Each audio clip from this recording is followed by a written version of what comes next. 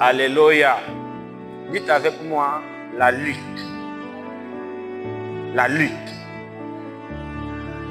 En réalité, nous avons une lutte à faire.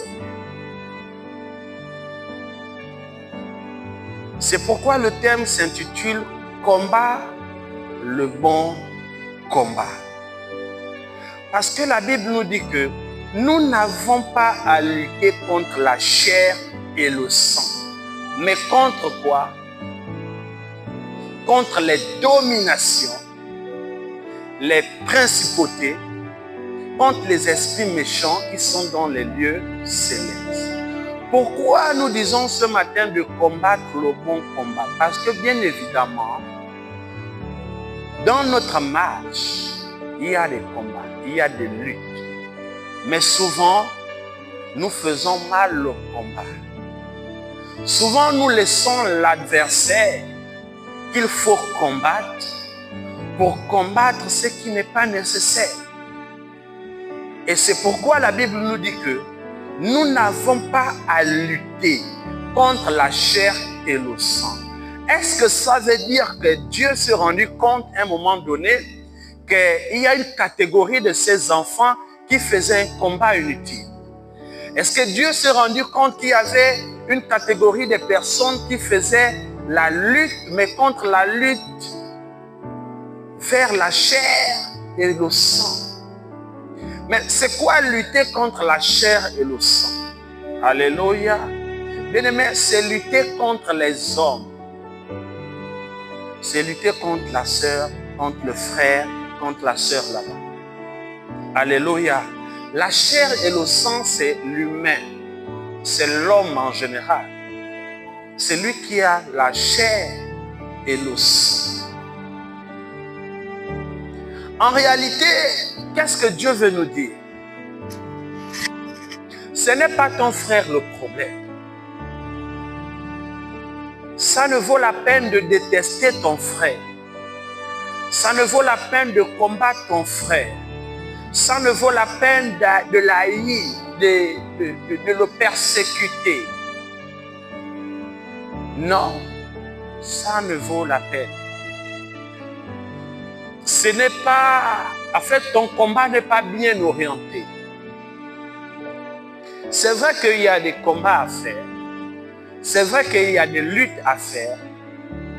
Mais souvent, nous orientons mal notre combat. Et c'est la raison pour laquelle beaucoup peuvent avoir l'impression de faire beaucoup d'efforts, mais sans pourtant voir le résultat. Pourquoi? Parce que le combat parfois est mal orienté. Le combat du chrétien n'est pas contre son frère qui ne prie pas. Non. Si tu combats ton frère qui ne prie pas, comment est-ce que tu vas l'amener à l'église? Comment est-ce que tu vas le convertir? Comment est-ce que tu vas lui parler du Seigneur? Si tu détestes ton frère parce qu'il croit en autre chose, comment est-ce que tu vas faire pour l'approcher, pour lui parler de ton Dieu?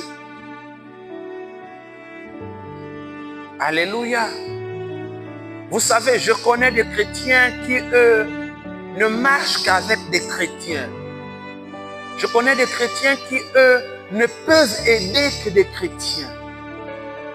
Il y a des chrétiens qui ne peuvent dire bonjour qu'à des personnes de la même église qu'eux. Non. Ce n'est pas contre la chair et le sang que nous devons faire la lutte. La Bible dit que nous devons lutter contre les dominations.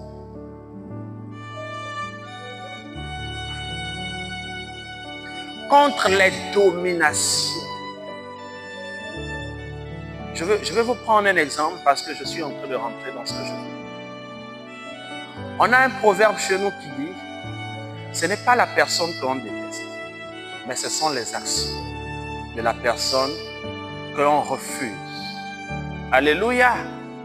Et ce proverbe de chez nous vient appuyer ce que la Bible dit. Lorsque la Bible dit que ce n'est pas contre la chair et le sang que vous devez lutter, mais contre les dominations. Contre quoi? Les raisonnements. Et nous allons comprendre pourquoi nous devons lutter contre toutes ces choses. Alléluia. Nous allons expliquer pourquoi nous devons combattre ces choses. Donc, à partir d'aujourd'hui, tu dois comprendre que ce n'est pas ton frère le problème.